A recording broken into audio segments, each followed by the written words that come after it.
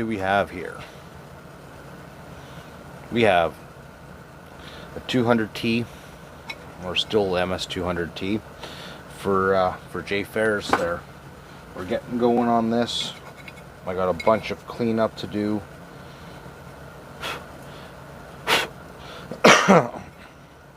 So when I started cleaning up the gasket mating surfaces and everything, and when I did that, a bunch of stuff got stuck in places and things like that. So we're going to go through and get all that cleaned up. So I don't know if it shows up, but there's just stuff collected in the corners and all that. So we're going to get all of that cleaned out here. I got the crankshaft sitting outside right now since it's beautiful out today. I think it was like overnight it was like minus 39 Celsius. It was almost like summer around here. I'm just bugging it. It's been super mild all winter. So anyways, so yeah, so this is what we're doing. So I'll be back.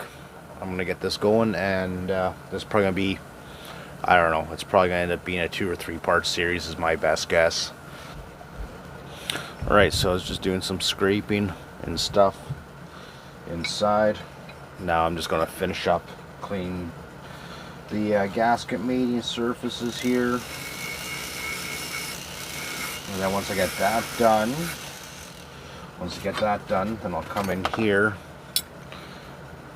clean all this out, anywhere there's going to be fuel touching and stuff. If there's any residual, I can see a little bit right there, a little residual powder coat, like the dry paint they use for this. I'll go and clean all that, and yeah, get that cleaned up, just so none of this can possibly get transferred back into the cylinder. So we got to do both sides here. Yeah, I got to clean all that. Where the jug mounts too.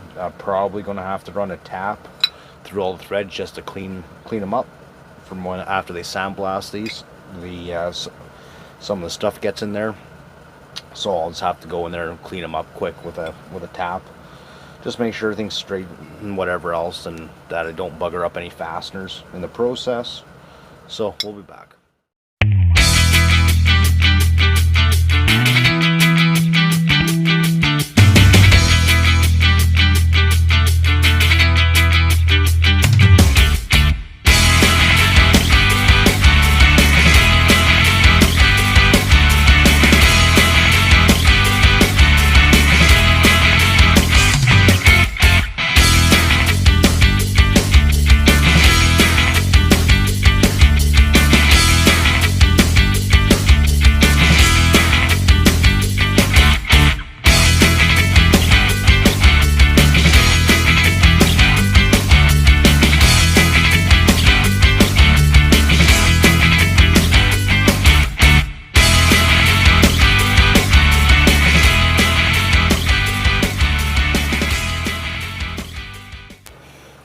Alright, so let's play a game called Let's Chase the Threads. So we're using, was it M5 by 0.8 tap, and so like I was saying in the other video there, that with sandblasting and everything else and any paint cruds, and we're just going to open up all these threads. Probably doesn't show up on camera very well. Yeah, not very well, but there is paint and stuff in there. So paint, like I say, any sandblasting media that might have got in there, just rough up the surface. So that's what we're going to use the tap for. Put a little bit of lubricant in all of these. Actually, we'll just do it one by one, but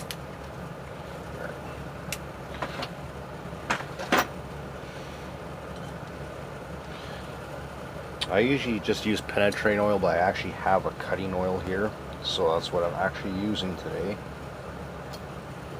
I gotta lock this thing in. That should be in the lock position, I believe.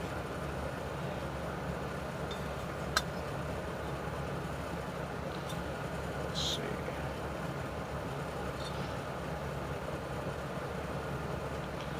Oh, that one's actually smaller. We're gonna have to change tap sizes for some of them. Apparently they do have a variation in size.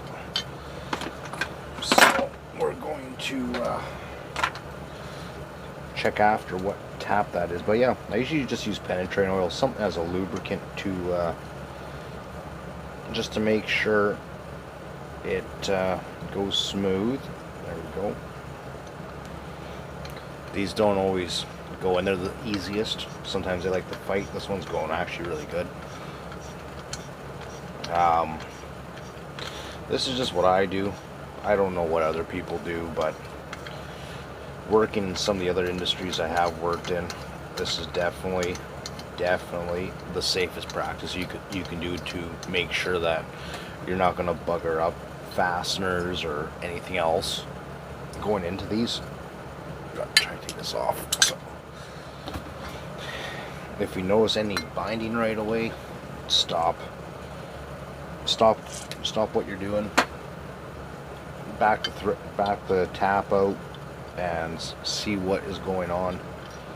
These ones actually are the first one, let's see how this one goes, has been cleaning up easier than the last saw I had powder coat. The other one, it cleaned up easy. It's just I had to just play it safe, and some were a little rougher than the others, but they all worked at the end.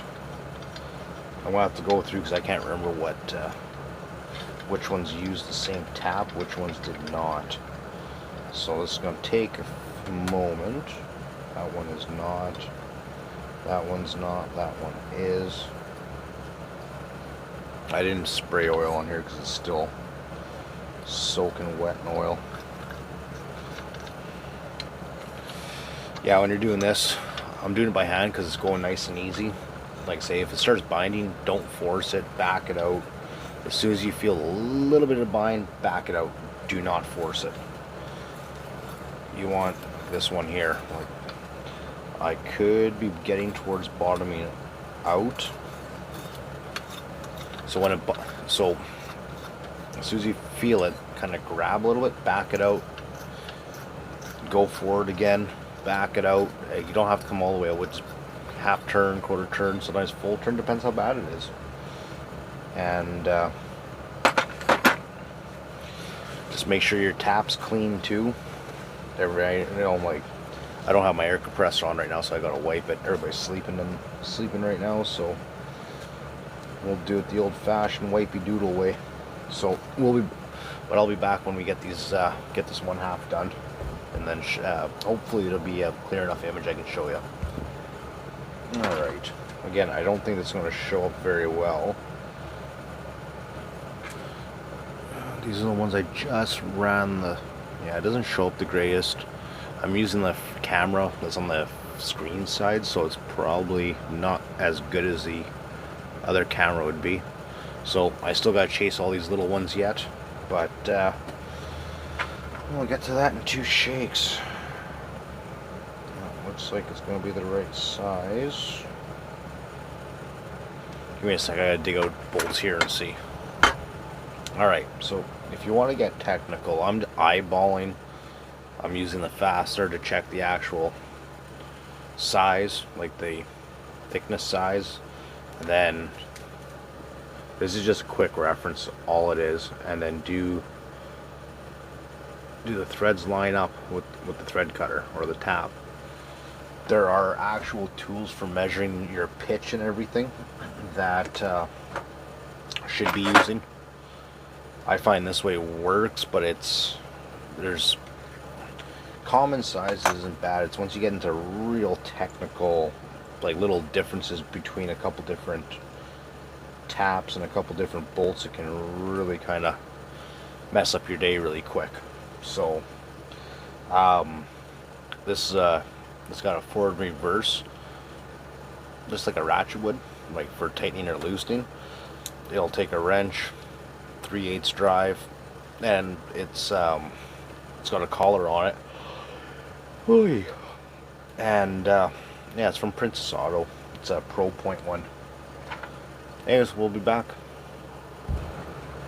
So we got one case half all like I say, it probably doesn't show up, but we got all the threads done on that one. We got the other one to go. Still gotta wash these cases all out, but I will do that after we do the grinding and everything else. So cases can get washed last.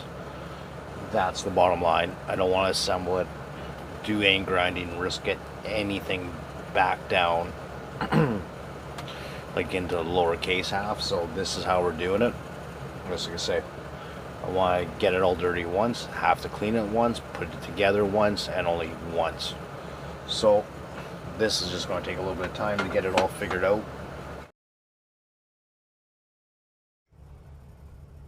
It's hard to tell, but a little bit of cleanup. Like I say, it's not much at all.